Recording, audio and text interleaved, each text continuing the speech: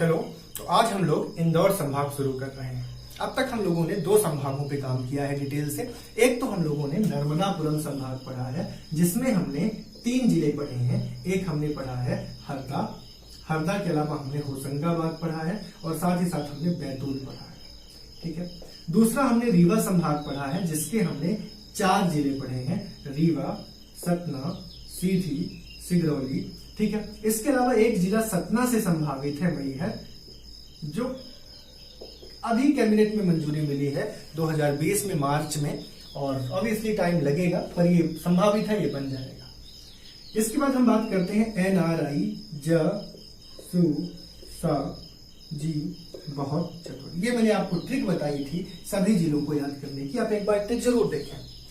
तो यहाँ पे नर्मदापुरम, रीवा, ये 2 हमने पढ़ लिया, यानी हम लोगों ने अब तक 4 और 3 7 जिलों को कवर कर लिया है। अब हम आज शुरू करेंगे इंदौर डिवीजन, और इंदौर डिवीजन में ट्रिक पहले आप लोग याद करो। ट्रिक आपको बताई गई थी बा बू अली खान ने आप ऊपर लिख दो, खरीदा इंदौर से, और फिर मैंने लास्ट में यूज किया था झाड़ू। ठीक है। तो देखिए ध्यान से, यहां से बड़वानी मिलेगा, फिर बुरहानपुर मिलेगा, फिर अलीराजपुर मिलेगा, फिर आपको खंडवा मिलेगा, फिर आपको खरगोन मिलेगा, फिर आपको धार, इंदौर और झाबुआ। ठीक है। तो हम लोग आज से बिगिन करेंगे और आज हम 2 कवर कर लेंगे, बड़वानी और बुरहानपुर। एक्चुअल में ये थोड़ा ज्यादा प्लेसेस रखते हैं, धार्मिक स्थल, और अगर हम कहेंगे कि बुरहानपुर तो पूरा मुगल साम्राज्य से जुड़ा हुआ है, तो मुगल काल के बहुत सारे स्थापत्य कला के उदाहरण हमें बुरहानपुर में देखने को मिलेंगे, इसलिए हम दो आज कवर कर पाएंगे। इसके बाद कल की क्लास में हम लोग ये 3 कवर कर लेंगे, अलीराजपुर और आपका खंडवा और साथ ही साथ खरगोन। और परसों की क्लास में फिर बचे हुए 3 हम कवर कर लेंगे, कौन कौन से, धार, इंदौर और झाबुआ। तो ठीक है, आज हम लोग बड़वानी से बिगिन करते हैं। ये मैंने बेसिक आपको बता दिया कैसे हम पढ़ने वाले हैं। तो बड़वानी के बारे में सबसे पहली चीज, तो बड़वानी कहाँ है, लोकेशन कहाँ है। तो बच्चों मैंने ये आपके लिए यहाँ पे मार्कर से इंडिकेट करके रखा है, ये आपका स्थल क्या है, बड़वानी है। ठीक, तो आपको एक बेसिक आइडिया मिल गया होगा। इसके अलावा बड़वानी के हेडक्वार्टर को बड़वानी ही बोलेंगे। बड़वानी के रिस्पेक्ट में डिवीजन, अभी आपने सीखा कि इंदौर डिवीजन का हिस्सा है ये। ठीक है। बड़वानी की लोकेशन यदि ध्यान से समझो तो बड़वानी के आप बोलोगे कि पूर्व की तरफ एक्चुअल में बड़वानी अलग हुआ है खरगोन से, तो पूर्व की तरफ खरगोन ही है। ऊपर देखो तो धार आपको मिल जाएगा। ठीक है। और एग्जैक्टली इधर तो कुछ नहीं है, लेकिन इस हिस्से में आप देखो तो आपको ये वाला पोर्शन मिल जाएगा। ठीक। और नीचे आप देखो तो आपको महाराष्ट्र मिल जाएगा। तो ये आपको समझ में आया कि कौन कहाँ मिलेगा। यहाँ पे ये वाला पोर्शन आपको पता है कौन सा है, ये आपको अलीराजपुर हो गया है। इसके बाद हम बात ये कर लें कि बड़वानी से जुड़ा हुआ कि एरिया कितना है बड़वानी का। तो इसका एरिया लगभग में जाओ तो 5500 किलोमीटर स्क्वायर याद रखो, बाकी 5427 किलोमीटर स्क्वायर इसका एरिया आपको मिलेगा। ठीक है। मैं पॉइंट्स बोलता भी चल रहा हूं, कुछ मैं लिखता भी चलूंगा, आप सुनते चलिए मुझे ज्यादा। पॉपुलेशन की बात करें यहाँ की, तो लगभग 14 लाख यहाँ की पॉपुलेशन है बच्चों। ठीक है। अब इस 14 लाख पॉपुलेशन में आप कि कितने यहाँ पे गांव में रहते हैं, तो ये भी आप ध्यान रखें कि लगभग 85% लोग गांव में रहते हैं। और एक इंपॉर्टेंट बात प्यारे बच्चों ये है कि बड़वानी में एसटी बहुत ज्यादा है। तो बड़वानी में एसटी की संख्या 70% के लगभग है, 69 पॉइंट समथिंग आप बोलो। अब इस 70% का जो गेम है, मैं आपको 2011 सेंसस का एग्जाम्पल लेके समझाता हूँ। 2011 सेंसस में आप आ जाओ। 2011 सेंसस में जब आप आओगे तो आप सबसे पहले संख्या की बात करोगे और प्रतिशत की बात करोगे, 2 चीजों की बात आप करोगे। ठीक है। अब संख्या और प्रतिशत की जब बात होती है तो क्या होता है, आप क्लियर करो। संख्या का मतलब है सबसे ज्यादा लोग, नंबर ऑफ पीपल, और प्रतिशत का मतलब परसेंटेज। अब यदि कोई जगह छोटी है तो अब इसलिए प्रतिशत हमें जल्दी बड़ा मिल जाएगा, हो सकता है संख्या ज्यादा ना हो। ठीक, ये फंडा है। तो संख्या के मामले में सबसे आगे धार है, धार के बाद फिर दूसरे नंबर पे आपको क्या मिल जाएगा, बड़वानी मिल जाएगा।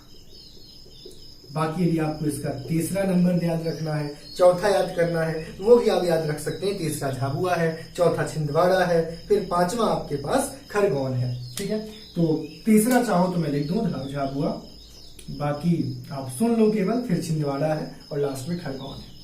ठीक, ये मैं 2011 का सेंसस का जनरल एग्जांपल दे रहा हूं। क्वेश्चन ये उठता है कि धार में कितना, तो धार में एक्चुअल में टोटल 22 लाख लोग हैं और 22 लाख लोगों में 10 लाख लोग 12 लाख लोग तो आपके क्या हैं, एसटी कैटेगरी के हैं। बड़वानी में यही लोग 10 लाख हैं और झाबुआ में लगभग 9 लाख लोग क्या हैं, एसटी हैं। तो ये आपको आइडिया होना चाहिए। संख्या के मामले में दूसरे नंबर पे बड़वानी आता है। प्रतिशत में यही चले तो सबसे आगे, प्रतिशत में सबसे ज्यादा प्रतिशत कहां है, अलीराजपुर में सबसे ज्यादा प्रतिशत है 89%। तो अलीराजपुर में 89। अब क्यों परसेंट यहां पे ज्यादा है, क्योंकि जितने भी लोग हैं उसमें एसटी ज्यादा है। अब ये मतलब नहीं हुआ कि यहां 12 लाख से ज्यादा हो गए, सिर्फ परसेंट ज्यादा है, ध्यान रखिएगा। फिर अलीराजपुर के बाद दूसरा नंबर आपका आएगा झाबुआ का, जहां पे 87% लोग हैं। और फिर झाबुआ के बाद आपका नंबर आ जाएगा बड़वानी का, और बड़वानी में कितने लोग हैं, 70%, मैंने बता ही दिया। अब यहां पे भी आपको थोड़ा सा आइडिया मैथ्स का हो तो आप निकाल सकते हैं। जैसे मैंने धार में बताया 12 लाख, अब टोटल मैंने 22 बोला था, अभी सुना था आपने। अब यदि आपको पता करना हो धार में कितने परसेंट है तो निकाल लो यार, इसको सॉल्व कर लो। ये 6/11 है और 100/11 कितना होता है, 9.09। ठीक, 6 9 54 और 54.54, तो लगभग 55% यहाँ पे निकल के आएगा। हालांकि आपको जरूरत नहीं है इतना याद करने की। हाँ, अब यदि आपको बाद में ये डेटा चेक करना हो कि बड़वानी का मैंने 70% बोला है, तो कैसे बोलोगे कि बड़वानी में 10 लाख लोग हैं और बड़वानी की पॉपुलेशन 14 लाख है, गुणे 100 कर दो, तो ये लगभग 70 आना चाहिए। ठीक है, ठीक है, ये लगभग 70 आएगा। 30 आ रहा है, देखो 14 पॉइंट समथिंग, लगभग 70 आ गया। तो 17% क्या है यहाँ पे, 70%, 70% क्या है, एसटी है। तो ये थोड़ा सा मैंने सिनारियो आपको बता दिया, रिकॉल करने में इजी होगा। तो ये आपको पॉपुलेशन समझ में आ गई यहाँ की, साथ ही साथ पॉपुलेशन में कितने विलेज वाले हैं, गांव के लोग हैं, ये समझ गए, कितने एसटी हैं ये समझ गए। 2011 का सेंसस का मैंने आइडिया दे दिया, संख्या में ये सब पूछा जाता है ये आइडिया दे दिया, परसेंटेज भी पूछा जाता है ये आइडिया मैंने दे दिया। ठीक, अब चलिए 5वां पॉइंट हम लेते हैं, सेक्स रेशियो। तो यहाँ पे सेक्स रेशियो यानी लिंगानुपात, अच्छा लिंग अनुपात है 982 के लगभग, 982 के लगभग। ठीक है, 982 ही लगभग नहीं, 982 याद रखो। 982 का मतलब ये है कि 1000 पुरुष में 982 महिलाएं हैं, ये मतलब हुआ इस लिंग अनुपात का। ठीक है, लिंग अनुपात यानी सेक्स रेशियो के बाद हम लोग आते हैं और हम देखते हैं जन घनत्व। जन घनत्व का मतलब है पॉपुलेशन डेंसिटी, और पॉपुलेशन डेंसिटी यहाँ की है 255। 255 का मतलब है कि 1 किलोमीटर स्क्वायर एरिया। किस एरिया को हम 1 किलोमीटर स्क्वायर बोलेंगे, यदि किसी वर्गाकार एरिया को लेते हो आप, लंबाई आपको मिलती है 1 किलोमीटर, चौड़ाई मिलती है 1 किलोमीटर, तो उस पूरे वर्गाकार एरिया को आप क्या बोलोगे, 1 किलोमीटर स्क्वायर। ठीक है, उस 1 किलोमीटर स्क्वायर एरिया में आप जितने लोगों को रख सको तो कितने रख देते हो आप, 255 रख देते हो इन एवरेज, इसलिए क्या कहलाता है, 255 यहाँ पे जन घनत्व कहलाता है। ठीक है, 6वां पॉइंट हो गया आपका। अब 7वां पॉइंट हम लोग लेते हैं और 7वें पॉइंट में हम साक्षरता देखते हैं। तो यहाँ की साक्षरता लगभग 50% है बच्चों। तो साक्षरता के मामले में थोड़ा पिछड़ा हुआ है, और इससे भी ज्यादा पिछड़ा हुआ आपका अलीराजपुर है।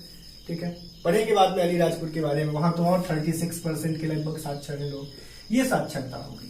अब हम तहसील में आते हैं। तो एक्चुअली बच्चों में पैटर्न वही फॉलो कर रहा हूं बार बार, ताकि जिलों में आपको परेशानी ना हो और जिले बड़े आसानी से आप रिकॉल कर लो। तो देखें, सेम पैटर्न है अपना, हर जिलों को याद करने के लिए, समझने के लिए हम सेम पैटर्न लगाएंगे। साक्षरता के बाद अब हम लोग आते हैं तहसील में। इसकी तहसील को याद करने के लिए मैंने एक ट्रिक जनरली मैं बताता हूं हर जगह, मैं यहां भी ट्रिक बताऊंगा, पर मैं रटने को सजेस्ट नहीं करूंगा। तहसील एक्चुअल में धीरे धीरे करके आप रिकॉल कर लो, हर तहसील आपको याद हो जाए लाइन से जरूरी नहीं है। तहसील क्यों याद करें, तहसील इसलिए याद करें क्योंकि तहसील से जुड़े हुए ऐसे स्थल, हमें धार्मिक स्थल हमें जरूर मिल जाते हैं उस जिले से रिलेटेड, जो हमें मदद करेंगे यदि तहसील याद है तो। तो एक बार दो बार तहसील पढ़ लो तो अपने आप जब पढ़ोगे आप उस पर्टिकुलर स्थल के बारे में, तो उस तहसील का आपको दिमाग में रिकॉल हो जाएगा। तो यहाँ पे तहसील के लिए एक ट्रिक बनाई है मैंने। पान, आप लोग राजपान मसाला सुने होंगे, तो राजपान करके मैंने एक ट्रिक बनाई है। यहाँ से एक राजपुर आ जाएगा और एक यहाँ से पान सेमल आ जाएगा। तो दो तो आपको यहां से मिल गए, राजपुर और पान सेमल। इसके बाद आगे सुनिए, फिर मैंने एक बनाया है बिड़ला। बिड़ला जो पार्टी है, तो लंबी चौड़ी पार्टी है भाई, तो बिड़ला से आपको मिल जाएगा बड़ला और पार्टी से आपको मिल जाएगा पार्टी। तो ये दो आपको और मिल गए, राजपुर, पान सेमल, बड़ला और पार्टी। ठीक है, 4 ये हो गए और 4 बाकी को याद करने के लिए भी मैंने एक अलग अप्रोच लगाया है। अब यहां पे अप्रोच क्या है, ठीक से अनी, ठीक से अनी, ये अप्रोच मैंने लगाया है। ठीक है, तो यहां पे आप देख लें ठीक से अनी से क्या क्या मिल जाएगा आपको। ठीक से अनी में आपको ठीक से मिल जाएगा, लिख लें आप लोग, ठीक से आपको मिल जाएगा ठीकरी, ठीकरी। से आपको मिल जाएगा, से आपको मिल जाएगा सिंधवा। ये बहुत इंपॉर्टेंट है सिंधवा। यहाँ पे हम लोग किले भी पढ़ने वाले हैं लेटर ऑन, और यहाँ से जुड़ा हुआ कपास मंडी भी पढ़ेंगे हम। इसके अलावा आ से आपको मिलेगा, और नी अनी था ना, हाँ नी से आपको मिलेगा निवाली, और आ से अंधड़, आ से लिख लो अंजड़। तो ये आपको मिल गए 4 ऊपर और 4 ये नीचे, 8 तहसील आपको मिल गई। इन 8 तहसील में विकास खंड आपको याद रखना है कौन कौन से हैं। तो विकास खंड आप लोग सुन ले, मैं सुना रहा हूं आपको। विकास खंड में एक तो बड़वानी खुद है, ठीक है, एक विकास खंड तो बड़वानी खुद है, और बाकी विकास खंड इनमें से कौन कौन है मैं बता देता हूं। एक विकास खंड बड़वानी है, फिर आपके पास पाटी विकास खंड है, पाटी विकास खंड है, मैं टिक लगा देता हूं, पाटी विकास खंड है। इसके अलावा आपके पास और विकास खंड कौन कौन से हैं, ठीकरी है, ठीकरी है, ठीक है, ठीकरी है, राजपुर भी है, ठीक है, पान सेमल भी आपका विकास खंड है, ठीक। इसके अलावा सेंधवा विकास खंड तो है ही, और निवाली भी विकास खंड है। तो कौन कौन से विकास खंड हो गए, बड़वानी, बड़वानी के अलावा ठीकरी, सेंधवा, निवाली, पाटी, पान सेमल, राजपुर, ये विकास खंड आपको देखने को मिलेंगे बड़वानी जिले में। ठीक, इतना नॉलेज होने के बाद अब हम बड़वानी में आगे बढ़ते हैं। लोकेशन हमने देख ही लिया है क्या है, अब हम आगे ये सीखेंगे कि बड़वानी कब बना। तो बड़वानी आपका एक्चुअल में मैंने बताया था अभी, खरगोन से अलग होके बना। तो कब अलग होके बना, ये 25 मई 1998 को खरगोन से अलग होके बना। ये आप डेट वाइज समझते चले, 25 मई 1998 को खरगोन से अलग होके ये बना। पहले एक पूरी रियासत थी बड़वानी आपकी, ठीक है, और इस बड़वानी रियासत में बड़वानी ही इसकी क्या थी, राजधानी बनाई गई थी। और इसमें सबसे ज्यादा किसने शासन किया इस रियासत में, तो इस रियासत में राणा वंश ने सबसे ज्यादा शासन किया। इसके अलावा सिसोदिया वंश का भी यहाँ पे शासन रहा है, ठीक है। इसके उत्तर पूर्व ये सब हम समझ लें थोड़ा सा और। इसके यदि आप नीचे आओगे, यानी यदि ये बड़वानी है और इसके नीचे आओगे आप, तो नीचे आपको यहाँ पे सतपुड़ा की पहाड़ी मिल जाएगी, और इसी के आगे सतपुड़ा जाता है, तो उसी सतपुड़ा में फिर पचमढ़ी आता है। पचमढ़ी का सबसे ऊंचा पीक हमने पढ़ा था धूपगढ़, तो धूपगढ़ भी आता है, ठीक है। तो इस तरीके से आप याद रखो सतपुड़ा। ऊपर इसके क्या है, विंध्य पर्वत। अब इन्हीं दोनों के बीच में भ्रंश घाटी से कौन सी नदी बहती है, नर्मदा नदी। तो नर्मदा नदी का जिक्र भी आता है, तो आपको विंध्य और सतपुड़ा पर्वत याद रखना है। बाद में नदी तो हम अलग से लेंगे, तो ये भी याद रखना है कि ये जो आपका बड़वानी है वो विंध्य और सतपुड़ा पर्वत के बीच में है। ऊपर इसके यानी उत्तर में विंध्य पर्वत, दक्षिण में सतपुड़ा, और दक्षिण में कौन सा जिला, कौन सा राज्य, दक्षिण में महाराष्ट्र राज्य है। ऊपर और क्या है, धार है, और पूर्व में क्या है, पूर्व में खरगोन है। पश्चिम में तो कुछ नहीं है, लेकिन आप उत्तर पश्चिम में यदि जाओ तो उत्तर पश्चिम में क्या मिलेगा, अलीराजपुर मिलेगा। अलीराजपुर किससे अलग हुआ था, ऊपर झाबुआ है जिससे अलग हुआ था अलीराजपुर, ठीक है। चलिए ये सब चीजें सीखते चले, ऐसे ही पढ़ते चलना है। तो ये 11वां अप्रोच हमने ले लिया। अब 12वें में हम आते हैं पॉइंट में, और यहाँ पे हम लोग ये सीख लेते हैं कि स्वतंत्रता से पूर्व बड़वानी रियासत थी और इस पे राणा वंश का शासक था। ये पॉइंट आप चाहो तो इसमें लिख लो। इसके नामकरण से संदर्भ में देखो भाई, नामकरण इसका जो पड़ा क्या पड़ा, बड़वानी, वो कैसे पड़ा ये मैं बताना चाह रहा हूं। तो बड़ और वानी, तो बड़ से बच्चों एक पेड़ है यहाँ पे, बड़ पेड़, और वानी का मतलब होता है बगीचा। तो यहाँ पे बड़ पेड़ बहुत ज्यादा था। बड़ पेड़ का बगीचा कहने का मतलब हुआ कि बड़ पेड़ से ये घिरा हुआ स्थल था बड़वानी, इस कारण से इसका नाम बड़वानी पड़ा। इसके कुछ और नाम हैं। कौन कौन से नाम इसके लिए हैं? एक तो बड़ नगर नाम इसीलिए पड़ गया, यानी प्राचीन नाम इसका बड़ नगर भी रहा है, या बड़ा नगर कहीं से मिले आपको लिखा दिखे तो भी आप इसी को मानना। इसके अलावा इसका सिद्ध नगर नाम पड़ा। सिद्ध नगर नाम इसलिए पड़ा क्योंकि यहाँ पे बड़े सिद्ध वाले मंदिर जगह हैं। यहाँ पे 52 गजा मंदिर है। साथ ही साथ यहाँ पे ये माना जाता है कि वहां पे जो चूलगिरी पर्वत है, उस चूलगिरी पर्वत से विभीषण और आपका मेघनाद इन्होंने ऋषि के फॉर्म में रूप में सिद्ध पाया है। तो ये हम लोग इसलिए इसको सिद्ध नगर, और कहीं यदि सिंह नगर लिखा भी दिखे तो आप वही समझना। ठीक, इसके अलावा और क्या देखने को मिलता है इसका नाम? तो प्यारे बच्चों, इसका एक नाम और हमें देखने को मिलता है, और वो नाम आप लोग लिख लो, वृहतपुर। वृहतपुर नाम प्राचीन, जब हम इतिहास खंगालते हैं ध्यान से भी आप देखें तो इसके जो 4 यहाँ पे जिले हैं, कौन कौन से? ये आपका हो गया पूर्वी निमाड़, जिसको आज हम बोल रहे हैं खंडवा। ये पश्चिमी निमाड़, जिसे खरगोन बोलते हैं।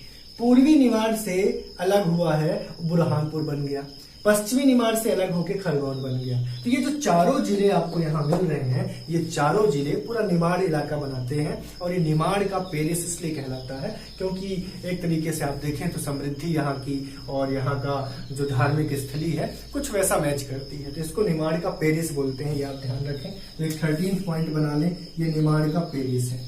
ठीक, पॉइंट वाइज पॉइंट काम करते रहे, ऐसे में ही चीजें याद होती हैं। अब हम आते हैं कि बड़वानी कपास उत्पादन और कपास मंडी के लिए जाना जाता है।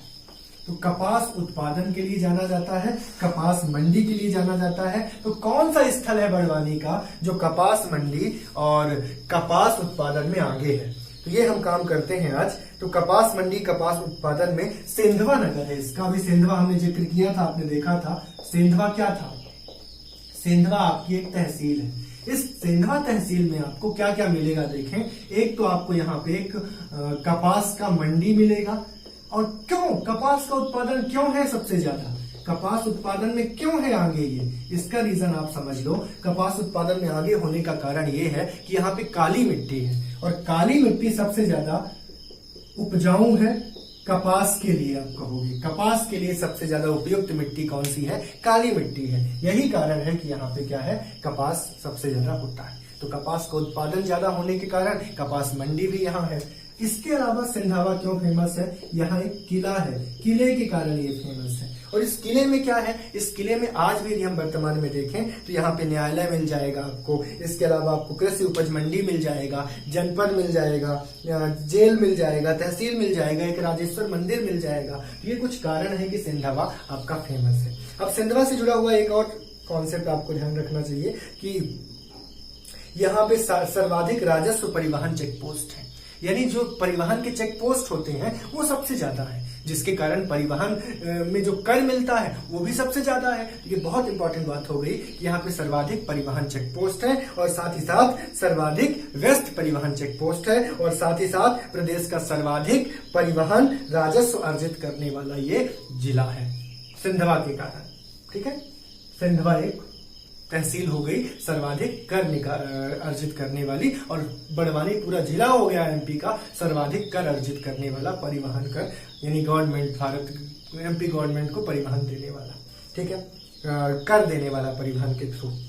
तो ये बेसिक आपको मैंने समझा दिया अब तक। अब हम आते हैं कि यहाँ पे उत्पादन और किस चीज का होता है। तो कपास का उत्पादन, साथ ही साथ आपने ये देखा कि कपास का उत्पादन सिंधवा में सबसे ज्यादा होता है क्योंकि काली मिट्टी यहाँ पे पाई जाती है। कपास का उत्पादन होगा तो यहाँ पे आप सीधी बात कहोगे कि वस्त्र उद्योग यहाँ पे ज्यादा होंगे। कपास के अलावा यहाँ पे लाल मिर्ची का उत्पादन भी अच्छा होता है, काली मिर्ची का भी अच्छा होता है, साथ ही साथ धान का उत्पादन भी, चावल का उत्पादन भी होता है। अब एक इंपॉर्टेंट बात आप ये लिख लो कि यहाँ पे धान अनुसंधान केंद्र है। कौन सा केंद्र है? धान अनुसंधान केंद्र। तो यहाँ पे धान अनुसंधान केंद्र है। ठीक। अब धान अनुसंधान केंद्र होने का मतलब ये नहीं कि धान बहुत ज्यादा है, हाँ ज्यादा है, लेकिन धान सबसे ज्यादा कहाँ है, चावल सबसे ज्यादा कहाँ है, तो चावल मध्य प्रदेश में सबसे ज्यादा बालाघाट में है। ठीक। अब इसके अलावा हम जब काम करते हैं तो चावल की बात यदि हम पूरे इंडिया में करते हैं तो इंडिया में सबसे ज्यादा चावल पश्चिम बंगाल में होता है। तो पश्चिम बंगाल में इंडिया में सबसे ज्यादा चावल होता है।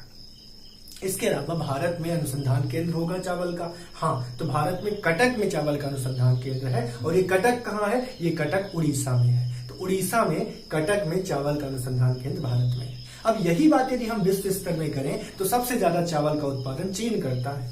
और यदि विश्व स्तर में एक अनुसंधान केंद्र की बात करें तो फिलीपींस एक कंट्री है, उस फिलीपींस की कैपिटल सिटी है मनीला, तो उस मनीला में हमें देखने को मिलता है। तो ये चीजें आप एक जनरल फॉर्म में लिख लें, लिखना चाहें तो देख लें क्या क्या लिख लें। भारत में एमपी में सबसे ज्यादा बालाघाट लिख लें। अनुसंधान केंद्र लेकिन कहाँ है, अनुसंधान केंद्र आपका बड़वानी में है। फिर इंडिया में सबसे ज्यादा वेस्ट बंगाल। फिर इंडिया में अनुसंधान केंद्र, इंडिया में अनुसंधान केंद्र कहाँ है, ये लिख लें आप, कटक में है, कटक उड़ीसा में है। फिर पूरे विश्व में वर्ल्ड में सबसे ज्यादा कहाँ होता है, वर्ल्ड में आप चाइना लिख लें, ठीक है। और वर्ल्ड में अनुसंधान केंद्र कहाँ है, मनीला लिख लें। और ये मनीला कहाँ है, फिलीपींस में है। तो ये नॉलेज आप रखें, एक्स्ट्रा नॉलेज थोड़ा सा। अब हम लोग लेते हैं 17th पॉइंट। बिल्कुल पॉइंट वाइज चीजों को रिलेट करके हमें इसको समझ लेना है और बहुत आसान है चीजों को समझ पाना। 17th पॉइंट हम लोग लेते हैं भंवरगढ़ किले के बारे में, ठीक है। अब भंवरगढ़ किले के बारे में जब हम बात करते हैं तो भंवरगढ़ किला है कहाँ, तो भंवरगढ़ किला भंवरगढ़ गांव में है। सिंधवा मैंने अभी बताया था, सिंधवा से लगभग 15 किलोमीटर दूर भंवरगढ़ है। और यहाँ पे एक तो भंवरगढ़ किला है जिसके कारण ये भंवरगढ़ फेमस है, ठीक। और ये भंवरगढ़ किला प्राचीन किला है, ठीक। और प्राचीन काल में भंवरगढ़ एक अलग नाम से भी जाना जाता था, भोरगढ़ भी इसको बोलते थे, ठीक है। भोरगढ़ नाम से भी भंवरगढ़ जाना जाता था प्राचीन काल में।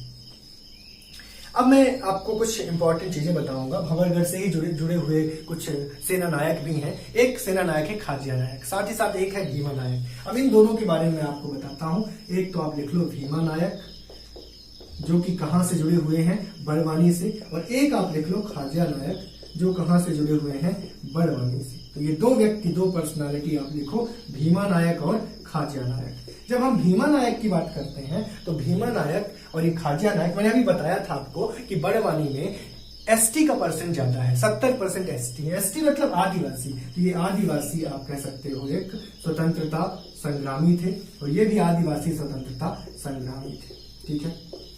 भीमा नायक का रोल जब आता है तो 1857 के क्रांति की बात होती है, जहां पे इन्होंने भाग लिया था और इन्होंने नेतृत्व किया था पूरे आदिवासी साम्राज्य का बड़वानी के, ठीक है।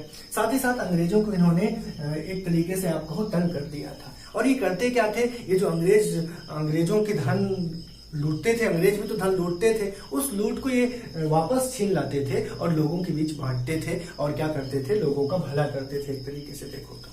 इसके अलावा भीमा नायक के बारे में एक चीज और बहुत इंपॉर्टेंट है जो मैं आपको बता दूं कि धाबा बाबरी में, धाबा बाबरी जगह है बड़वानी में, उस धाबा बाबरी जगह पर इनका एक स्मारक बनाया गया है, ठीक है। उस स्मारक में इनके एक मूर्ति को रखा गया है, एक बड़ा स्थल बनाया गया है जिसमें हम भीमा नायक के आप कहोगे कि बलिदान को हम याद करते हैं। अब इनका बलिदान मैं बता दूं कैसे हुआ। भीमा नायक को एक्चुअल में उनका लोकल कोई व्यक्ति ही खबर दे दिया, जिससे भीमा नायक जी को पकड़ लिया गया। ऐसा इंडिया में तो होता ही रहता है, चंद्रशेखर जी आजाद को भी ऐसे ही पकड़ा गया था। तो भीमा नायक को पकड़ा गया अंग्रेजों के द्वारा, और अंग्रेजों ने इनको पकड़ के कहाँ ले गए, इनको पोर्ट ब्लेयर छोड़ाए। और पोर्ट ब्लेयर में फिर इनकी मृत्यु हुई 29 दिसंबर। और कब मृत्यु हुई इसके लिए मैं आपको एक आइडिया दे दूं, 1776 में शायद आप जानते होंगे अमेरिका की क्रांति हुई थी। उसके 100 साल बाद आप चले जाओ तो 1876 में क्या हुआ था, भीमा नायक की मृत्यु हुई थी, ठीक है। इस दिन हम लोग इनकी पुण्यतिथि भी मनाते हैं और स्मारक में भव्य कार्यक्रम वगैरह भी होते हैं। इसके अलावा आप आ जाइए खाजिया नायक में। खाजिया नायक भी आदिवासी हैं और भीमा नायक के साथ ही काम करते थे, मतलब ये भी लूट वगैरह करके लोगों की भला करते थे। ये तो बात यहाँ भी आ जाएगी, ठीक है। साथ ही साथ खाजिया नायक भी स्वतंत्रता संग्रामी थे, तो इनके लिए भी स्मारक होना चाहिए, तो अब तक भी नहीं है। हाँ, लेकिन सीएम चौहान अपने 2 साल पहले क्या बोल चुके थे कि भाई इनका स्मारक होगा, इनका स्मारक बनेगा। अब सीएम वो रहे नहीं, तो सीएम नहीं रहे तो ये बन नहीं पाया। अब फिर से सीएम बन गए हैं तो देखो उम्मीद करते हैं 2 साल अभी हो चुके हैं, नहीं बन पाया है। चलिए नेक्स्ट पॉइंट हम लोग लेते हैं। भीमा नायक और खाजिया नायक आपने समझ लिया है, इनके बारे में आपने देख लिया है। इसके बाद हम बात करते हैं एक और, अब ये 2 पर्सनालिटी हमने पढ़ा है, तो एक पर्सनालिटी और है जिन्हें हमें छोड़ना नहीं चाहिए, जिनका नाम है अनिल काकोडकर। तो एक पर्सनालिटी और अनिल काकोडकर आप लिखें, जो बड़वानी से जुड़ी हुई पर्सनालिटी है। 20वां पॉइंट बना के लिखें अनिल काकोडकर। अनिल काकोडकर कहां से जुड़े हुए हैं? अनिल काकोडकर बड़वानी से जुड़े हुए हैं। अब क्या है इनके बारे में, एक तो ये न्यूक्लियर फिजिसिस्ट है, ठीक है, न्यूक्लियर साइंस में इन्होंने काम किया है। क्या काम किया है हम लोग देखते चलते हैं। एक काम तो इनका ये है कि इन्होंने चेयरमैन, इनको मिल गया रोल, कहां का चेयरमैन? एटॉमिक एनर्जी कमीशन का, atomic energy commission of India की ये चेयरमैन का रोल प्ले कर चुके हैं। साथ ही साथ ये secretary of government of India रह चुके हैं। साथ ही साथ ये director of BARC, Bhabha atomic research centre के डायरेक्टर रह चुके हैं। और साथ ही साथ ये न्यूक्लियर जो भारत का प्रोग्राम हुआ या परीक्षण हुआ न्यूक्लियर, उस न्यूक्लियर परीक्षण में इन्होंने काम किया, उसके पार्ट रहे। कौन कौन से परीक्षण हुए अभी मैं चाहूंगा आप याद रखो। 74 में हुआ और 98 में हुआ, ये पूछा जा सकता है पोखरण के। तो उस पोखरण के न्यूक्लियर परीक्षण में इन्होंने क्या किया? अपना रोल प्ले किया, ये पार्ट रहे उस परीक्षण के, तो ये भी आप ध्यान रखेंगे, ठीक है। न्यूक्लियर फिजिसिस्ट थे, ठीक है। BARC में ये डायरेक्टर के पद में थे, भाभा एटॉमिक रिसर्च सेंटर जो ट्रॉम्बे में है, ठीक है। साथ ही साथ ये एक आप कह सकते हो कि ये चेयरमैन का रहे, कहाँ के चेयरमैन रहे? ये एटॉमिक एनर्जी कमीशन के चेयरमैन रहे, एटॉमिक एनर्जी कमीशन के चेयरमैन रहे। साथ ही साथ ये सेक्रेटरी रहे। अब इतना इन्होंने योगदान किया, और भी यहाँ पे तो पार्ट था ही इनका पोखरण में, इतना योगदान किया तो भारत में सम्मान मिलता है भाई, तो भारत रत्न सम्मान मिलता है, सबसे बड़ा सम्मान, वो इन्हें नहीं मिला है। तो इन्हें कौन सा मिला है? जो सेकंड नंबर पे सम्मान है, पद्म विभूषण। तो पद्म विभूषण से ये सम्मानित किए गए हैं 2009 में, ठीक है। इसके अलावा फिर इनको एक और पुरस्कार मिला है पद्म भूषण, वो मिला है उन्हें 1999 में। साथ ही साथ इन्हें पद्मश्री मिला है, कब? 1998 में, ठीक है। ये पुरस्कार इन्हें मिल चुका है अब तक, अभी है ये, इनके बारे में और आपको पढ़ना है बायोग्राफी तो देखें, एक तरीके से इनकी ऑटोबायोग्राफी बता दी मैंने, ठीक है। ये आप लोगों को ध्यान रखना है। 26 जनवरी 2009 को इनको मिला था ये सबसे सेकंड नंबर का जो पुरस्कार, भारत का सिविलियन पुरस्कार है, पद्म विभूषण, ठीक। अब हम लोग ये समझ लेते हैं कि इनका जन्म हुआ था 1 नवंबर 1943 में हुआ था बड़वानी में, ठीक है। अब ये हटाइए, अब हम लोग आगे आते हैं। भंवरगढ़ किला हो ही गया है, चावल अनुसंधान केंद्र हो गया। अब थोड़ा सा 52 गजा के बारे में देखते हैं। तो नेक्स्ट पॉइंट आप 52 गजा लिख लें और चूलगिरी जगह लिख लें। तो 52 गजा या चूलगिरी, तो 52 गजा या चूलगिरी जगह में या इस जगह पे जो मंदिर है उसे 52 गजा मंदिर ही कहते हैं। यहाँ पे भगवान आदिनाथ का प्राचीनतम मंदिर है, और भगवान आदिनाथ का जो मंदिर है, आदिनाथ भगवान किन्हें बोलेंगे? जो तीर्थंकर है, जैन तीर्थंकर, सबसे पहले तीर्थंकर कौन है? शायद आपको याद हो, ऋषभ देव जी। तो भगवान ऋषभ देव को ही हम क्या बोलते हैं? आदिनाथ भगवान बोलते हैं। तो भगवान आदिनाथ का यहाँ पे क्या है? मंदिर है, ठीक है। ये आप कहोगे मूर्ति है, कितनी बड़ी मूर्ति है?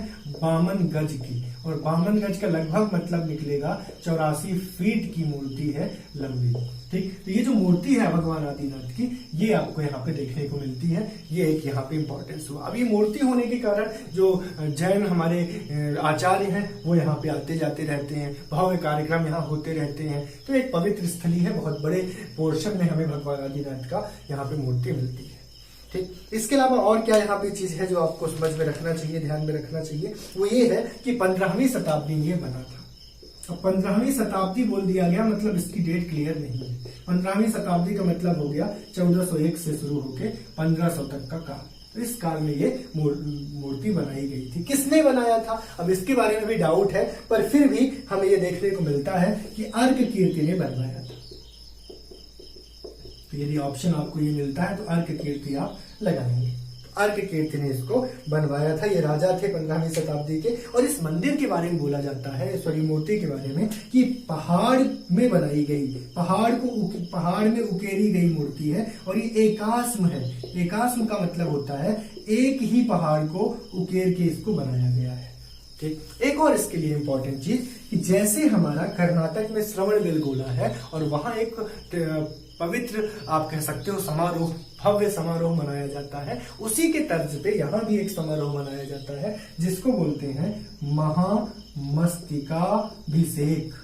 तो महामस्तकाभिषेक मनाया जाता है। कब मनाया जाता है? हर 12 साल में। अभी मनाया गया था 2008 में, अब 2020 में मनाया जाएगा। अब थोड़ा संकट समय है कोरोना का, तो हो सकता है अभी इस पे थोड़ा सा रोक लग जाए, लेकिन 2008 में, अब 12 साल बाद ये 2020 में मनाया जाना था।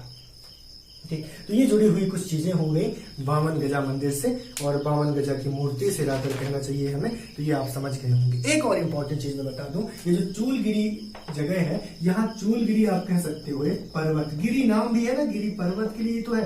ये जो चूलगिर पर्वत है, गिरी बोलो या गिर बोलो, तो चूलगिरी ये जो जगह है, चूलगिर जो पर्वत है, यहाँ पर विभीषण और मेघनाथ, तो मेघनाथ तो पुत्र ही हो गए, विभीषण भाई हो गए रावण के। तो ये ऋषि रूप में इन्होंने क्या किया था, यहाँ पे तपस्या टाइप से किया था, आप ऐसा मानो। और यही इसी जगह से इन्होंने क्या किया था, मोक्ष धारण किया था। यही कारण है कि हम इस बड़वानी को सिद्धनगर बोलते हैं, क्योंकि बड़वानी में ये सब भी हुआ, चूलगिरी में, साथ ही साथ बावन गजा मूर्ति है।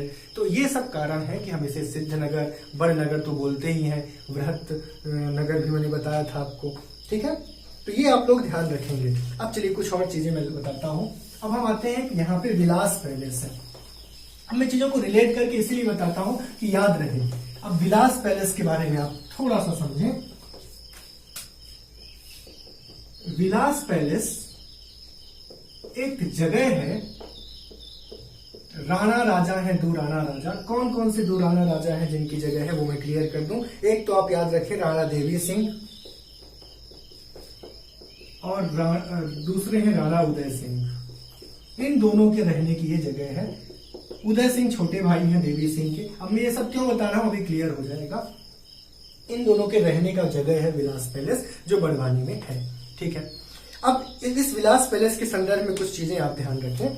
ये जो विलास पैलेस है, ये एक मत ये भी है, कुछ लोगों का कहना ये भी है कि उस समय बना जब इनके जो बेटे थे, बेटे का अंत हो गया या बेटे का देहांत हो गया, छोटे बेटे का, तो बेटे के देहांत होने के कारण इन्होंने उनकी याद में बनवाया विलास पैलेस, ऐसा भी माना जाता है।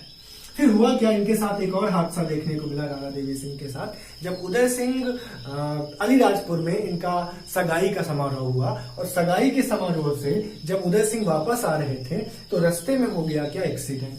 तो 1942 में एक्सीडेंट हुआ था जिसमें उदय सिंह का देहांत हो गया, उदय सिंह की मृत्यु हो गई। और उदय सिंह की मृत्यु के बाद इनको थोड़ा आप कहोगे कि दुख तो होगा ही, भाई ही थे।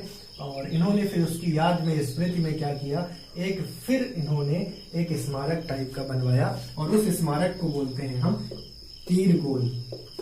अब इस तीरगोल स्मारक में कुछ ऐसा ही है, एक तीर है, एक गोला है, कुछ ऐसा ही है। इसके ऊपर में तड़ित चालक का भी ये काम करता है, ये भी ध्यान रखिएगा। तो ये तीरगोल लगभग विलास पैलेस के आसपास ही है। जब विलास पैलेस से उसको देखते हैं तो उनकी आंखें भर जाती हैं, आप समझो, क्योंकि छोटे भाई की याद आती है। वही स्मारक बना है उनकी याद में, स्मृति में बना है। ठीक है, तो ये क्लियर हुआ होगा आपको, ये समझ में आपको आया होगा विलास पैलेस। अब इसी विलास के पैलेस की तर्ज पे एक आपको शायद याद आ गया होगा, जय विलास पैलेस। जय विलास पैलेस याद आया कि आपको, ग्वालियर में जय विलास पैलेस, इसको किसने बनवाया था, जीवाजीराव सिंधिया ने बनवाया था जय विलास पैलेस को।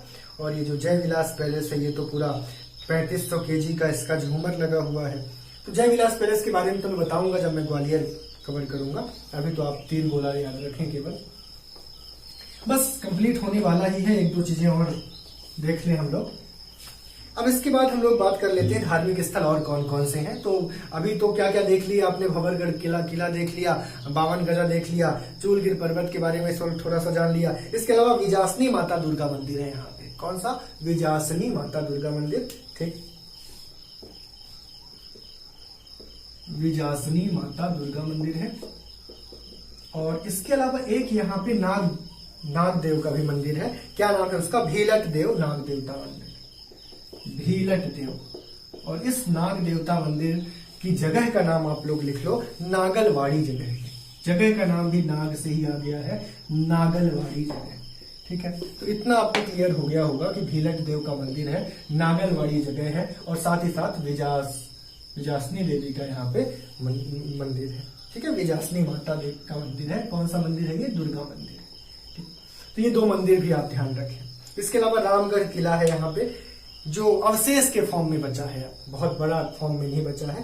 ठीक, तो इसके अलावा यहाँ पे और NH3 आपको याद रखना है, तो याद रखो NH3 यहाँ से पास होता है। तो मेन तो NH3 है, बाकी आपको याद रखना है तो NH752G, NH347B, मेन NH3 ही आप ध्यान रखें।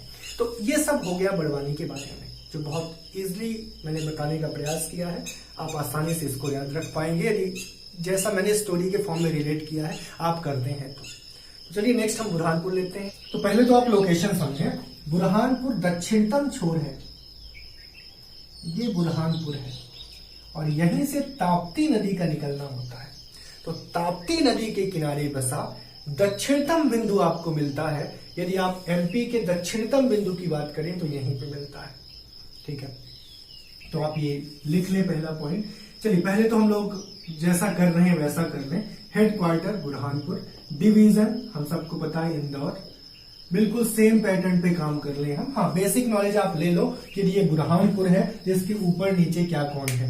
ठीक, तो ये बुरहानपुर हो गया, अलग ही हुआ है ये खंडवा से, तो इसके जस्ट ऊपर खंडवा हो गया। साथ ही साथ लगा हुआ इसके पास क्या हो गया? खरगोन हो गया। ठीक, ये बड़वानी तो आपको पता ही है, तो ये बेसिक आइडिया होना चाहिए। साथ ही साथ बैतूल हो गया, तो ये आइडिया आपको होना चाहिए कि आस पड़ोस में कौन है। तो हेडक्वार्टर इसका क्या हो गया? बुरहानपुर। डिवीजन इंदौर डिवीजन का है। अब आ जाते हैं एरिया में। तो एरिया कितना है? एरिया है इसका 3427 किलोमीटर स्क्वायर के लगभग, ये आपको एरिया इसका मिलता है। अब हम बात करते हैं पॉपुलेशन की। जनसंख्या कितनी है यहाँ पे? तो पॉपुलेशन की जब हम बात करते हैं, यानी जनसंख्या की हम बात करते हैं, तो ये लगभग 8 लाख में बता देता हूँ आपको। अप्रोक्सीमेटली 8 लाख है, 7,800 कुछ ऐसा बताओ, इससे अच्छा आप अप्रोक्स याद कर लो 8 लाख।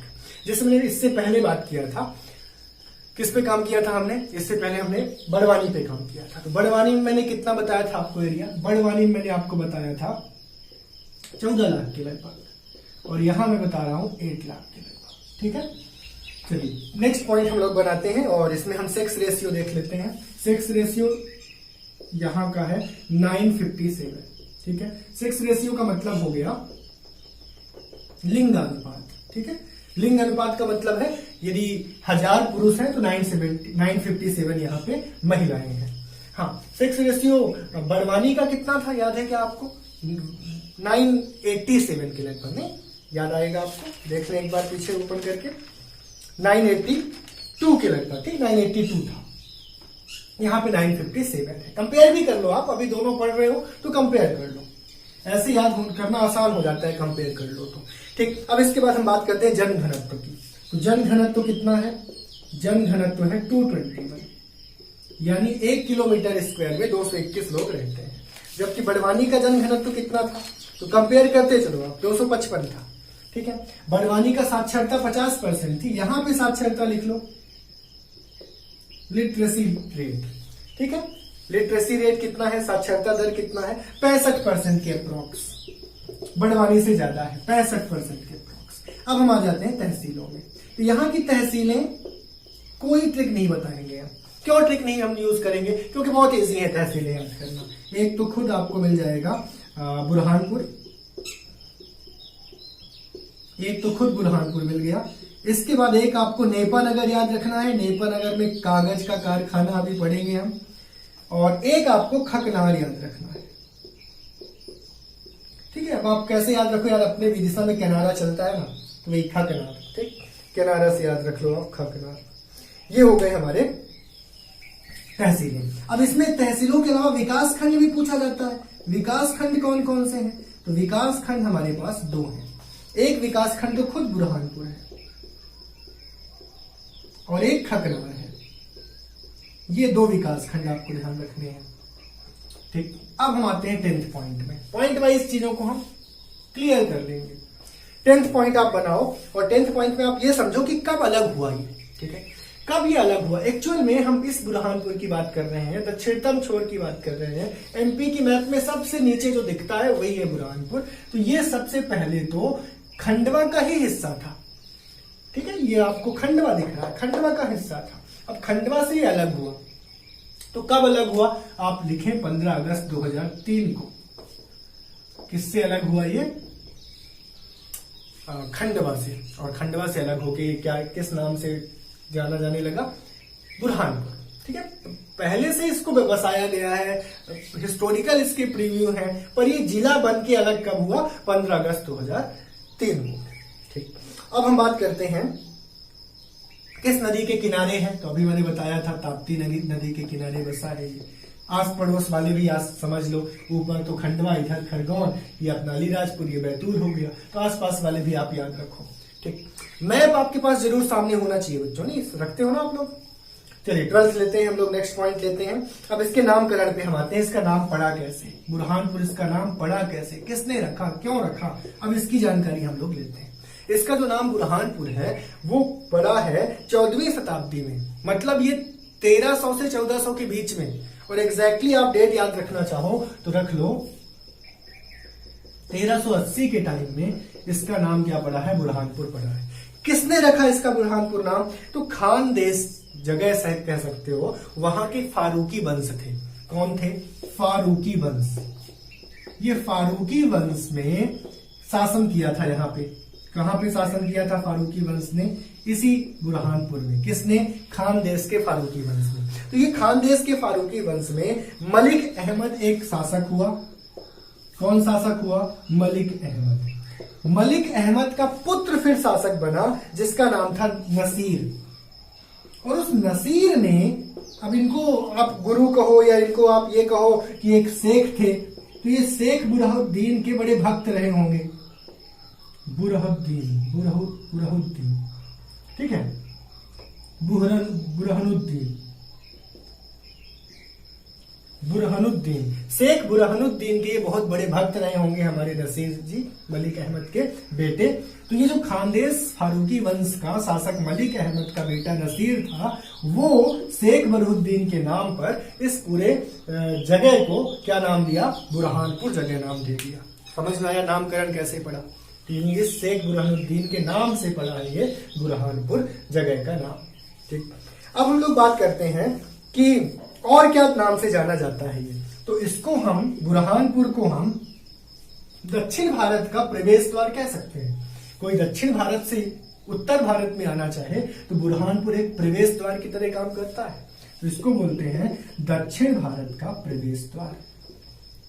और बहुत इंपॉर्टेंट पॉइंट मैं अब बता रहा हूं और आगे मैं बताऊंगा भी कि असीरगढ़ का किला जुड़ा हुआ है बुरहानपुर से, ठीक है। तो चलिए मैं उसका जिक्र बाद में कर दूंगा। अभी तो सिर्फ आप ये लिख लें कि दक्षिण भारत का प्रवेश द्वार ये कहलाता है और भारत का मध्य प्रदेश का दक्षिणतम बिंदु ये देता है बुरहानपुर, ठीक।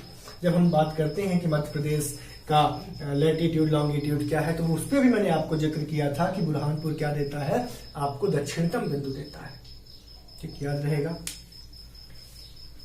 अब हम बात करते हैं, चलो इसी में लिख लेता हूं पॉइंट। नेक्स्ट पॉइंट हम लेते हैं कि इसमें से कौन कौन सी नदियां हैं, नदियां कौन कौन सी जुड़ी हुई हैं बुरहानपुर से। तो बुरहानपुर से एक नदी तो आप ताप्ती पहले लिख ही लो, ताप्ती या तापी नदी, सूर्यपुत्री भी बोलते हैं इस नदी को। तो एक नदी तो तापी नदी है जो बुरहानपुर से पास होती है, बुरहानपुर इसी नदी के किनारे बसता है। दूसरी नदी है उतावली और तीसरी मोहन। दो नदियां और जुड़ी हुई हैं, उतावली और मोहन। किससे? बुरहानपुर से जुड़ी हुई ये दो और नदियां हैं जो आपको ध्यान रखना चाहिए, ठीक है। चलिए नेक्स्ट पॉइंट्स बनाते हैं। बुरहानपुर स्थापत्य के मामले में बहुत आगे रहा है, क्योंकि अभी इसमें फारूकी वंश शासन कर रहे हैं।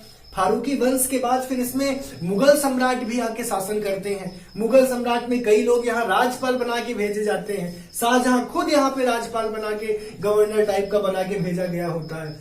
तो इस तरीके से आपको समझना है कि बुरहानपुर में क्या क्या स्थापत्य की चीजें हुई। तो बहुत सारा काम यहाँ हुआ है, ठीक। तो नेक्स्ट पॉइंट आप लोग लिखें, असीरगढ़ का किला। चलिए बात हो रही थी, उसकी बात हम कर लेते हैं।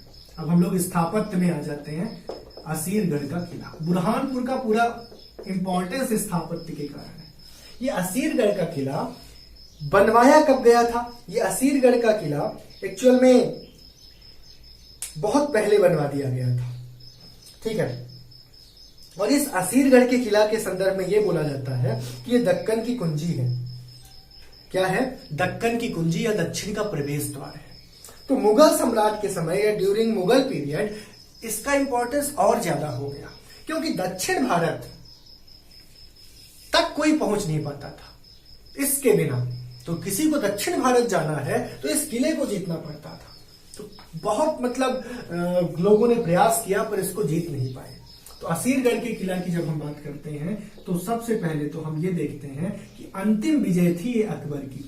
अकबर ने जीता है इसको 1601 में, और अकबर की अंतिम विजय थी असीरगढ़ किले को जीतना, ठीक। इसको बनवाया किसने था? ये भी इंपॉर्टेंट पॉइंट है, हमें जानना चाहिए। तो इसको बनवाया था अहीर वंश के शासकों ने, और अहीर वंश के शासकों में नाम है आसा अहीर। अहीर वंश के शासकों ने इसको बनवाया है और नाम है आसा अहीर। अब ये मत सोचिएगा कि मुगल शासकों ने बनवा दिया। मुगल शासकों ने इसका रोल बढ़ाया, और मुगल शासकों के सामने मुगल शासकों के शासन काल में आप समझो कि यह दक्षिण भारत की कुंजी कहलाया।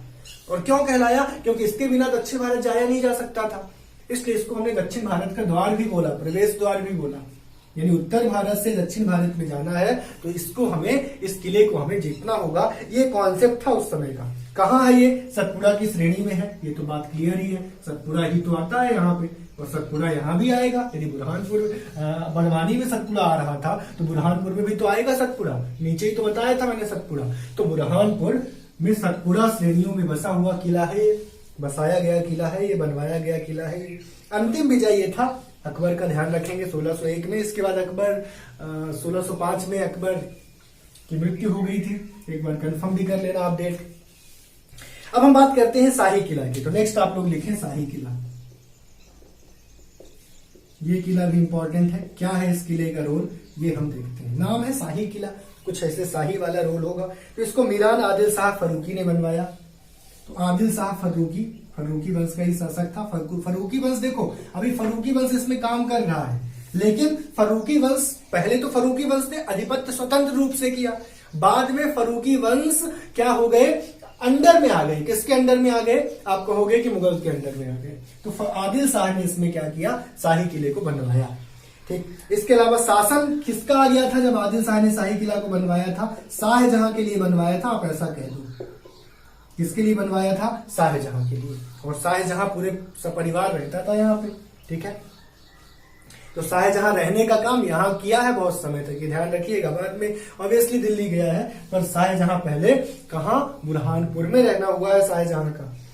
फिर आगे कुछ और पॉइंट लिखते चलिए। बाद में मुगल पीरियड में इसमें क्या हुआ?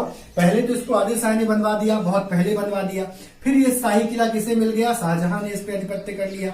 और मुगल काल में शाहजहां ने एक बाथ टब टाइप का बनवाया। तो पूरा किले का फॉर्म बनवाया बाथ में। क्या बोलते हैं इसको? इसको बोलते हैं रॉयल बाथ या हमाम, ठीक है। हमाम टाइप का, किला टाइप का ही बनवाया। क्यों बनवाया इसको? क्यों बनवाया? ये मुमताज महल के लिए बनवाया गया, ठीक है। बाथ टब टाइप का बोला ना मैंने, रॉयल बाथ, छोटा मोटा बात नहीं, रॉयल बाथ लेना है तो, ठीक। जैसे आज रॉयल बाथ के कई कॉन्सेप्ट है, आप लोग जानते हैं। तो ये जो हमाम इसी पे एक साबुन भी बनी ना, फिर इसी पे बनी साबुन। तो हमाम जो है वो रॉयल बाथ को कहते थे। तो मुमताज के लिए हमाम बनवाया गया था, ठीक है। और इसमें जो पानी आता था, ये पानी कहां से आता था? खूनी भंडारा से। अब खूनी भंडारा क्या है मैं आगे आपको समझाऊंगा, ठीक। और शाही किला का इंपॉर्टेंस क्या है देखते हैं। शाही किला का इंपॉर्टेंस ये भी है कि जब मुमताज महल का देहांत हुआ था, थोड़ा सा सुन लें आप इसको, कि मुमताज महल का जब देहांत हुआ था तो मुमताज महल का देहांत बुरहानपुर में ही हुआ था, ठीक है। और बुरहानपुर में शाही किला के पास ही एक और जगह है, और उस जगह का नाम आप लिख लें आहू खाना, या तो अलग पॉइंट से लिख लें या इसी में लिख लें। इस आहू खाना में ही मुमताज महल के शव को 6 माह तक रखा गया था संभाल कर। क्यों? क्योंकि बाद में बुरहानपुर से ले जाकर इन्हें कहां दफनाया गया था? ऑब्वियसली हम ताजमहल की बात करते हैं, तो पहले इनको लेकिन कहाँ रखा गया है, आहू खाना में, और ये पास में ही है शाही किला के, क्योंकि शाही किला में उनका रहना हुआ, वहां देहांत हुआ, फिर इनको रखा कहाँ गया, आहू खाना में, संभाल के 6 महीने तक इनके शव को रखा गया या कब्र बना के रखा गया, ऐसा समझे आप। ठीक है, तो ये बात क्लियर हो गई, आपको समझ में आ गया होगा। शाही किला के बारे में मैंने सब कुछ बता दिया है। अब देखिए एक चीज और मैं बताता हूं, ताजमहल को बनाने का सबसे पहला प्रयास, क्योंकि बुरहानपुर में मुमताज महल का देहांत हुआ, तो ताजमहल बनाने का प्रयास भी सबसे पहले बुरहानपुर में किया गया। अब बुरहानपुर में सफेद संगमरमर की कमी, सफेद संगमरमर मिल नहीं रहा था, इसलिए इस प्लान को कैंसिल करके फिर कहां रखा गया, आगरा में रखा गया, और आगरा में फिर ताजमहल बना, और सब जानते हैं हम, वंडर ऑफ वर्ल्ड है। तो नेक्स्ट पॉइंट, चलिए अब हम आगे बढ़ जाते हैं। अब ये हो गया क्लियर। जामा मस्जिद में आ जाओ, एक जामा मस्जिद भी है बुरहानपुर में, और इस जामा मस्जिद के बारे में कुछ पॉइंट्स में लिखवा देता हूं। पहला पॉइंट तो जामा मस्जिद के बारे में ये लिख लो आप कि इसका निर्माण कार्य आदिल शाह फारूकी, जिस आदिल शाह फारूकी ने शाही किला बनवाया है, उसी ने शुरू कर दिया था जामा मस्जिद को बनवाना। तो आदिल शाह फारूकी ने शुरू कर दिया था कौन सा काम, शाही किला तो इसने बनवा ही दिया था, इसको बनवाना सिर्फ शुरू कर पाया था, लेकिन पूरा नहीं किया था इसने। अकबर ने फिर इस पे और काम करवाया, अकबर ने फिर जामा मस्जिद पर और काम करवाया, इसको और भव्य बनवाया, बहुत भव्य जामा मस्जिद बनवाया गया, पूर्ण अकबर ने काम किया। ये 2 चीजें आप ध्यान रखें। फिर इसके बाद है दरगाह ए हकीम। दरगाह ए हकीम एक पवित्र स्थली माना जाता है, और बहुत दूर दूर से लोग इस जगह पे आते हैं। अब नाम से स्पष्ट है कि ये दरगाह है, तो किनकी दरगाह है, दाऊद बोहरा संत है, एक बोहरा संत है आप कह सकते हो, उनकी दरगाह है। अब संत का नाम लिखना चाहो तो आप लिख लो, जिनकी है ये, उनका नाम है सैयदी अब्दुल कारिर हकीमुद्दीन। ठीक है, नहीं लिखवाता मैं, बस इतना लिख लो, नाम लिखना है तो सुन लो, सैयदी अब्दुल कारिर हकीमुद्दीन। कैसे याद करोगे, छोड़ो, इतना याद रखो कि दरगाह हकीम है, दाऊद बोहरा संत है जिनको यहाँ पे, और एक बेसिक नाम दिमाग में रखो कि कौन है ये, सैयदी अब्दुल कारिर हकीमुद्दीन है, तो हकीमुद्दीन ऐसा याद रखो, ठीक, याद रह जाएगा। चलिए, दरगाह ए हकीम हो गया। एक्चुअल में यहाँ पे दरगाह बहुत सारे हैं, इसके अलावा यहाँ पे कब्र बहुत सारी हैं, तो ये सब पूरा मतलब मेन कॉन्सेप्ट बुरहानपुर में कब्र का और इन्हीं स्थापत्य कलाओं का यहाँ पे देखने को मिलता है। ठीक है, चलिए नेक्स्ट हम लोग अब उद्योग आ जाते हैं, फिर बाद में कलाएं कुछ और लेके आएंगे, कलाएं फिर ले आएंगे। उद्योग में बच्चों आपने सुना होगा कि कागज बनाने का सबसे पहला कारखाना नेपा नगर में लगाया गया, तो ये आप दिमाग में बैठाएं और लिख भी लें, कागज का बनाने का, ठीक है, कारखाना सबसे पहले कहां लगाया गया, नेपा नगर में लगाया गया। कागज यहां बनता है, ठीक, कागज बनता है। ठीक, इसके बाद यहाँ पे बुनकर उद्योग भी है, बताया था मैंने कपास, तो कपास यदि आपके बड़वानी में होता है तो बुरहानपुर में भी तो होगा, तो कपास से कपड़े बनेंगे, बुनकर उद्योग है यहाँ पे। साथ ही साथ गांजा के लिए भी जाना जाता है, ये गांजा उद्योग है, पावर लूम उद्योग है। ठीक है, तो ये सब उद्योग यहाँ पे हैं। राष्ट्रीय वस्त्र निगम परियोजना यहाँ पे चलती है, वस्त्र निगम की एक परियोजना यहाँ चलाई जाती है। कई कपास और तेल की यहाँ पे क्या है, फैक्ट्री है छोटी छोटी, और छोटी छोटी आप कह सकते हो मिलें हैं। ठीक है, बड़ी फैक्ट्रीज तो है ही, कागज की पूरी बड़ी फैक्ट्री ही है, इसके अलावा छोटी छोटी फैक्ट्री भी है वस्त्र की, और साथ ही साथ आप तेलों की फैक्ट्री की बात कर सकते हैं। चलिए फिर से स्थापत्य कला के उदाहरण कुछ और लेते हैं। उद्योग तो हमने देख लिया कौन कौन से उद्योग हैं, कागज उद्योग है, वस्त्र उद्योग है, ठीक है, और साथ ही साथ यहाँ पे गांजे का उद्योग भी कह सकते हो, गांजे कपास इन सब का भी है यहाँ पे उद्योग, पावर लूम छोटे छोटे उद्योग हैं। अब वापस से हम आ जाते हैं स्थापत्य कला में, तो एक आप एग्जांपल लिखें, महल गुलारा। अब शाहजहां के कई बेगम थी, मुमताज महल के बारे में भी कहा जाता है कि मुमताज महल का देहांत ऐसे नहीं हुआ, प्रसव पीड़ा के दौरान 14वें संतान के वक्त इनका देहांत हुआ है। ठीक है, और महल गुलारा भी एक क्या थी, बेगम थी, किनकी, शाहजहां की। अब शाहजहां की ये जो बेगम थी, ये इनका जब देहांत हुआ तो इनकी याद में बनवाया इसने, किसकी याद में, प्रेयसी लिख लो, प्रेमिका लिख लो, बेगम लिख लो, गुलारा बेगम। क्या बनवा दिया इन्होंने? महल गुलारा बनवा दिया गुलारा बेगम की याद में। कहां बनवाया था इसको? बुरहानपुर में बना हुआ है, सीधी सी बात। उतावली नदी के तट पर। अब उतावली नदी का देखो जिक्र आ गया ना, मैंने बताया था उतावली नदी है। उतावली नदी के तट पर आपको क्या मिलेगा? महल गुलारा मिलेगा। ठीक, याद रहेगा। अब आ जाइए मोती महल में। अब देखो आपसे एग्जाम में बस ऐसे ही पूछेगा कि महल गुलारा कहाँ है, मोती महल कहाँ है। तो इस टाइप से थोड़ा मैं रेफरेंस दे रहा हूं ताकि याद करना आसान हो। अब जैसे ये क्वेश्चन तो बहुत फेमस है, नेपाल नगर कागज बनाने का पहला कारखाना।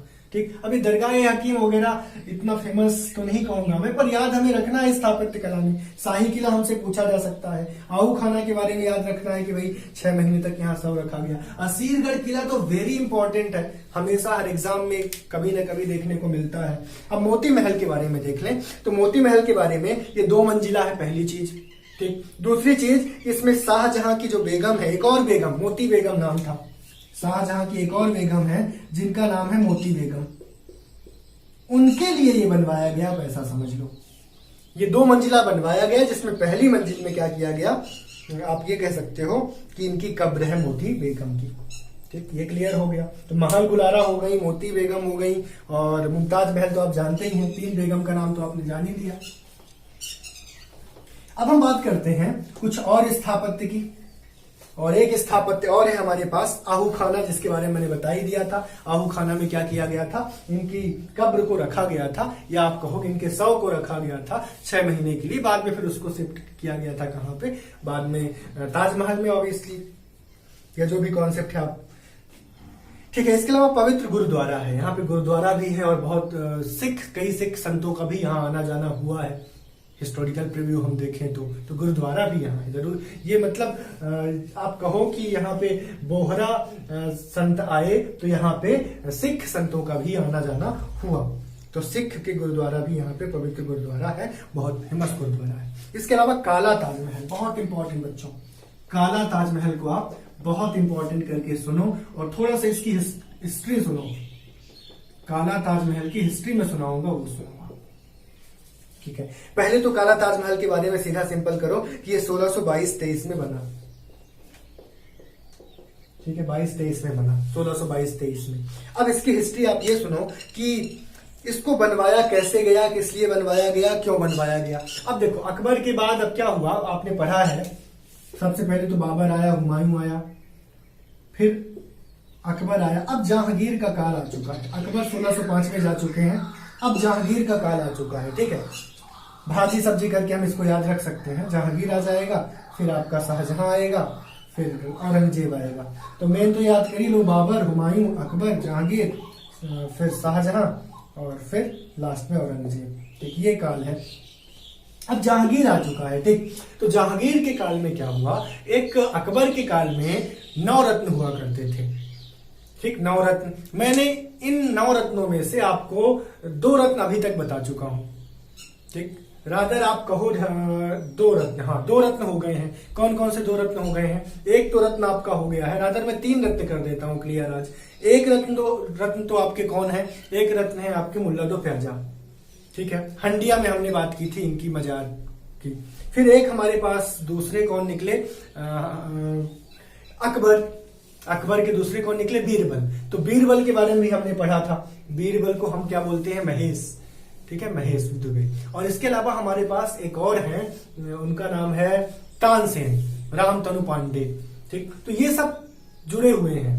कहां से जुड़े हुए हैं? किसी न किसी स्थल से जुड़े हुए हैं। जैसे तानसेन के बारे में रीवा से जुड़ी हुई बातें आती हैं कि रीवा से जुड़े हुए हैं। ठीक है, तो ये सब रीवा में मतलब उनका दरबार में आना जाना होता था।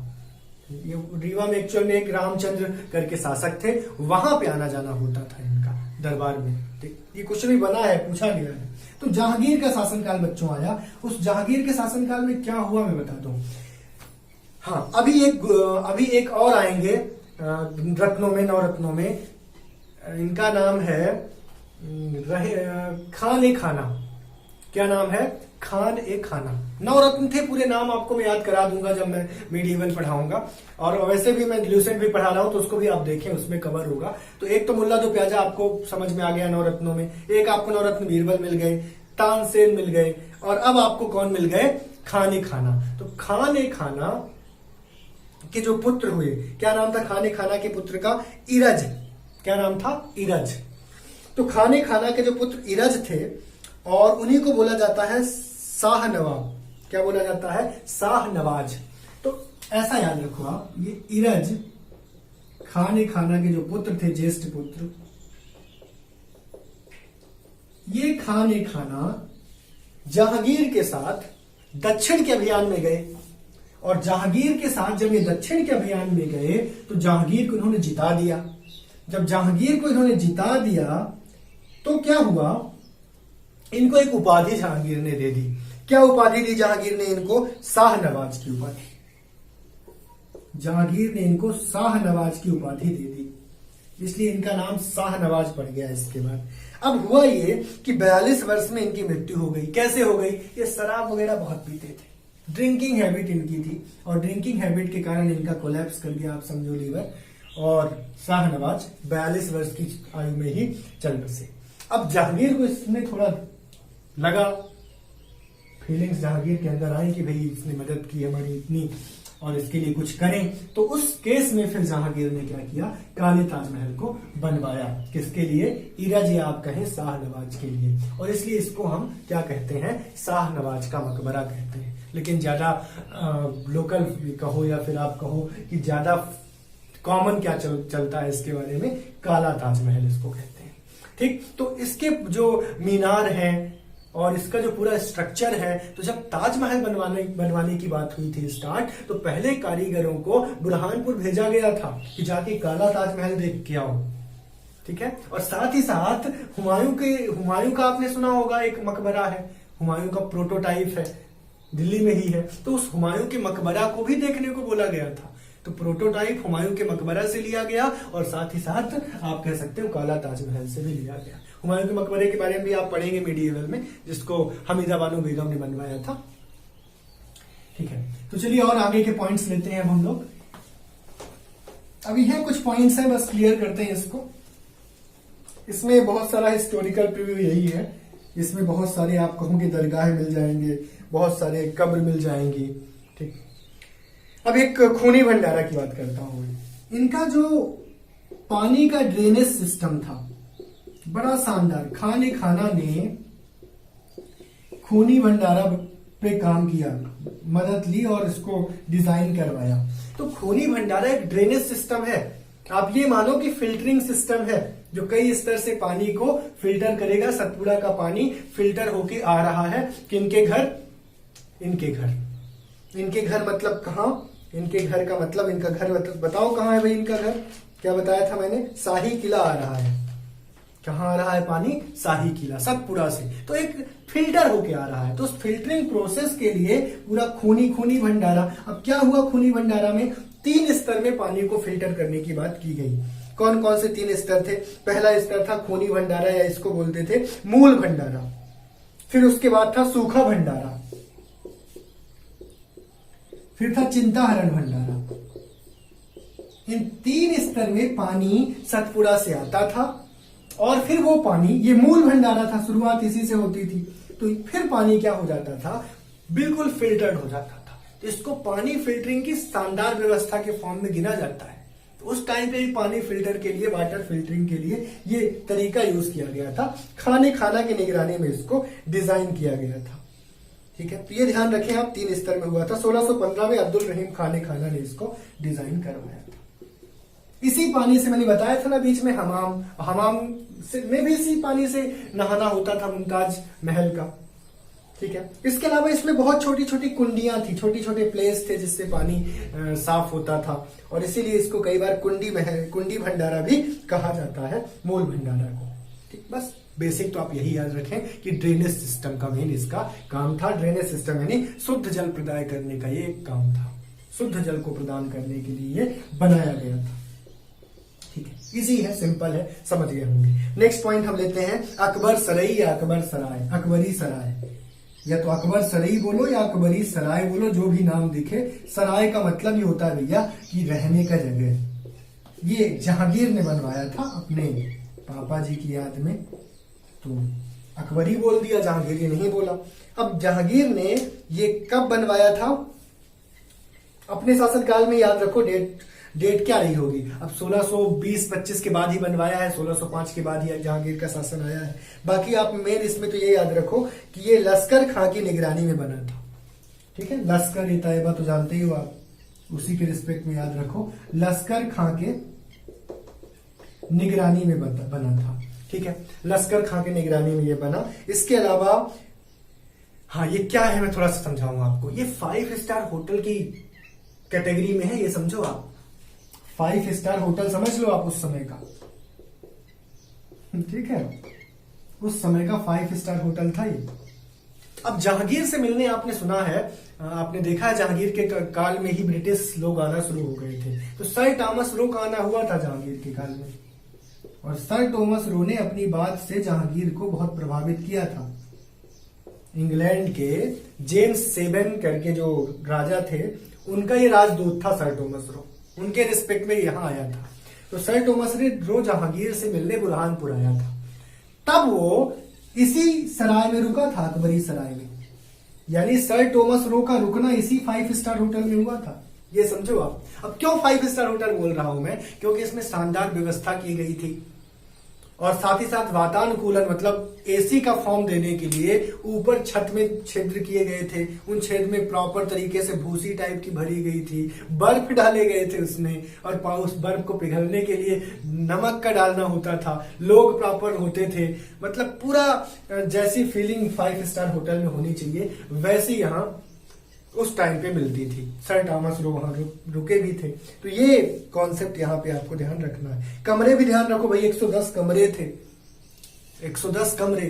और साथ ही साथ जो पहला दरवाजा था, मेन दरवाजा 80 फीट ऊंचा था। 52 गजा का आप मेरी मूर्ति ले लो तो लगभग मूर्ति के बराबर ऊंचा था। तो ये कॉन्सेप्ट है। ठीक है, ये हो गया आपका। इसके अलावा कुछ छोटी छोटी चीजें और मैं बता देता हूँ, सुन लें आप लोग। राजा जयसिंह की छतरी है यहाँ पे।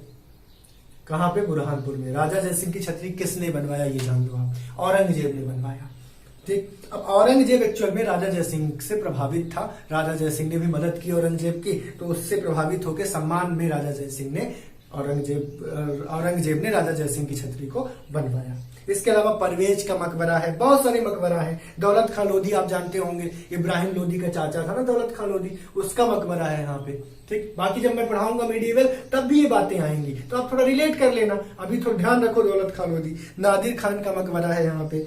इसके अलावा निजाम उल मुल्क का मकबरा है जैनाबाद में। अब जैनाबाद के बारे में बता दूं कि जैनाबाद एक शहर है जो बसाया गया था नसीर उद्दीन फरूकी ने अपने आध्यात्मिक गुरु सूफी संत जैनुद्दीन सिरीजी। ठीक है, देखिए एक सूफी संत है, उनका नाम था जैनुद्दीन। उन जैनुद्दीन के नाम पर नासिरुद्दीन फरूकी वंश का शासक था नासिरुद्दीन। तो नासिरुद्दीन ने जैनुद्दीन गुरु जो हैं, शेख हैं, उनके चिश्ती हैं, उनके याद पर क्या किया था? बसाया था जैनुद्दीन। कौन सा शहर? जैनाबाद शहर। उसी जैनाबाद शहर में निजाम उल मुल्क का मकबरा है। कौन? किनका? निजाम उल मुल्क। और किनका मकबरा है? और उसी जगह पे सूफी संत हजरत परिसाह चिश्ती कादरी। अब ठीक है, इतना नहीं याद करना आपको तो कोई इशू नहीं है, कुछ मेन याद रख कर ले। जैसे राजा जयसिंह की छतरी तो ये दिमाग में बैठा ही ले है। परवेज का मकबरा, दौलत खान लोधी का मकबरा याद रख सकते हो, दौलत खान लोधी का नाम बहुत बार आता है। ठीक है, इसके बाद नादिर खान का मकबरा, ठीक, निजाम उल मुल्क का मकबरा। कुल मिला के एक मैं बेसिक आइडिया तो आपको ये दे दूं कि मकबरा आ जाए ना तो थोड़ा सा रिलेट करके घूम फिर के मकबरे बहुत सारे जो नाम आपको सुनने में ना कभी आए हो वो मकबरे बुरहानपुर में आ जाते हैं। ठीक, आदिल शाह का मकबरा है, सूफी संत हजरत फरीसा चिश्ती का मकबरा, शेख बुरहानुद्दीन का मकबरा भी है। शेख बुरहानुद्दीन जिनके नाम पे, शेख बुरहानुद्दीन वही हैं जिनके नाम पे बुरहानपुर का नाम पड़ा है, ये तो बिल्कुल याद रखें, शेख बुरहानुद्दीन का मकबरा। इसके अलावा खरबूजा बाग गुंबद। क्या है खरबूजा बाग गुंबद? खरबूजा बाग गुंबद एक तरीके से आप कह सकते हो जैसे मोती महल बनाया गया। क्यों बनवाया गया? मोती बेगम की याद में। महल गुलारा की बात की, वैसे ही खरबूजा बाग गुंबद एक तरीके की याद में बनाया गया। अब किसकी याद में बनाया गया ये सुनिए। शाहजहां का पुत्र था शाह सुजा, शाहजहां का पुत्र था शाह सुजा, और शाह सुजा की बेगम की याद में उसने मकबरा बनवाया। तो ये मकबरा था खरबूजा। खरबूजा का जो गुंबद था, खरबूजा बाग गुंबद, वो एक मकबरा था जो शाह सुजा ने अपनी बेगम की याद में बनवाया था। बेगम चल बसी होंगी, उनकी याद में बनवाया उसने। उपनाम क्या है इस पूरे शहर का? बुनकरों का शहर। बताया था मैंने, यहाँ पे कपास वगैरह पे काम होता है, बुनकर उद्योग बहुत ज्यादा है, इसलिए बुनकर का शहर भी इसको बोलते हैं। और सिख वोहरा संप्रदाय के भी केंद्र हैं। अब वोहरा संप्रदाय के केंद्र तो ये सभी हो गए जितने मकबरे हैं, सब में जा जाके दरगाह हो गए, सब में लोग चादर चढ़ाते हैं। ठीक, इसके अलावा जब हम बात करते हैं सिख संप्रदाय की, तो मैंने बताया था यहाँ पे एक बहुत बड़ा गुरुद्वारा है, तो सिख संप्रदाय के लिए हो गया। तो इस तरीके से हमारा बुरहानपुर कंप्लीटेड। तो आज की क्लास में आपने बिल्कुल एंजॉयबल तरीके से काम किया है। मैंने स्टोरीज के फॉर्म में चीजों को रिलेट की हैं, और आज कोई बफरिंग का इशू भी आपको नहीं मिलेगा। तो चलिए, एंजॉय कर लिया होगा अपनी क्लास को, और आप बताएं कैसे क्या क्लास लगी। और कल हम लोग कवर करते हैं 3 जिलों को। मैंने बताया था कौन से, आज हमने बड़वानी बुरहानपुर को ले लिया। अब बाबू अली खान नहीं तो क्या आ जाएगा, अलीराजपुर आ जाएगा, खंडवा आ जाएगा, और खरगोन आ जाएगा कल की क्लास में। और परसों की क्लास में फिर ये इंदौर कंप्लीट हो जाएगा। तो बिल्कुल हम लोग इस मंथ में तो बहुत सारा काम हो ही जाएगा। इस वीक अगले वीक तक हम पूरा कर लेते हैं इसको, पूरा जिला पूरा हो जाएगा, फिर हम हिस्टोरिकल हिस्ट्री पे आ जाएंगे। ठीक है बच्चों, थैंक यू।